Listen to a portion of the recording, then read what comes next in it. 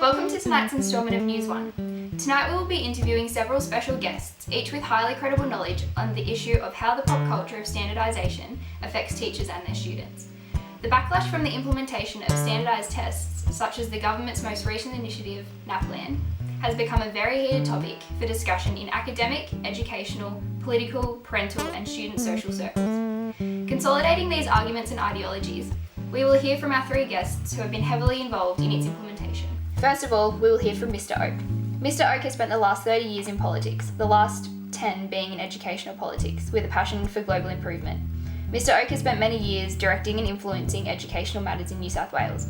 Having been Education Minister for the past 10 years, he has seen the impact of standardisation on teachers and student communities and has much information to share with us. Why I will not support the demonisation of standardised testing. I mean, for Pete's sake, creating undue pressure on quality teachers have been and always will be accountable for student success. Yes, government initiatives such as NAPLAN impose accountability. However, they support the majority movement towards transparency in education, overtly supported by parents. Not only this, but furthermore, they coincide with the drivers of best practice in business culture. And it is this overarching flavour of neoliberalism that will continue to develop and refine the education system to drive success. Now, my understanding is for those who have attached themselves to the resistance of change is due to one of two things, either a misunderstanding of the measure or it's a misuse of the information that the measure provides. So rather than supporting a typical cycle to change, I encourage teachers who are effective in their practice to instinctively see the sorts of development opportunities available in the sort of data that this measure provides. Now we will hear from Mr. Max Power, a teacher who has worked as a secondary teacher for 8 years, a primary school teacher for 10 years, and a principal for 4 years. For many years, Mr. Power has seen the various rises and falls of different educational schemes. Since its conception, I was strongly opposed to the NAPLAN testing system and the introduction of the My Schools website. Before these, teachers taught to a curriculum, and they were easily able to teach their own strengths and to students' strengths. However, after their introduction, I saw many teachers change their methods and start teaching to the test. This strongly disadvantaged students. Many teachers were under the impression that the scores that their students got would harshly impact their jobs and their opportunities later in life. I saw many teachers become stressed and in some cases even depressed. Many teachers put this pressure onto their students. This culture that we have, that politicians have invented and pressured onto parents, leads to a transfer of responsibility onto teachers.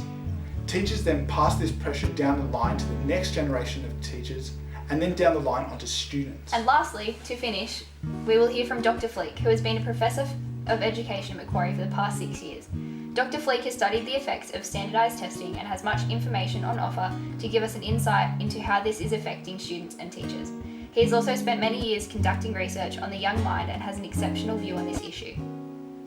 The popular culture of the time is that of the standardisation of education and knowledge, as referenced to by Walker and White in 2008.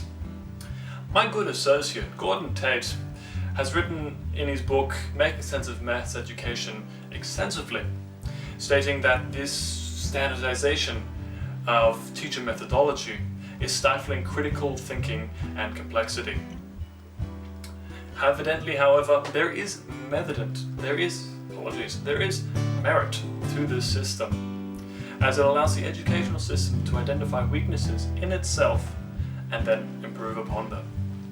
That being said, the concept of having an average level of education and everyone conforming to society is not worth the loss of critical thinking and complexity, which realistically, if we think about it, it can never really be achieved as there are too many students who have disadvantages faced upon them. Tonight I'll leave you with a taste of the culture attached to standardisation.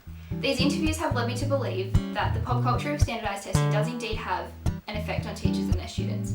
I'm interested to hear your thoughts, so log on to www.newsone.com and follow the links to pop culture and education.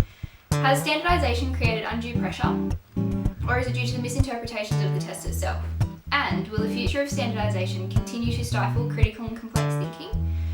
Follow us on Twitter for more insightful information provided by our three special guests, or log on to our website to see the full interview. Don't forget, you saw it first with Veronica on News 1.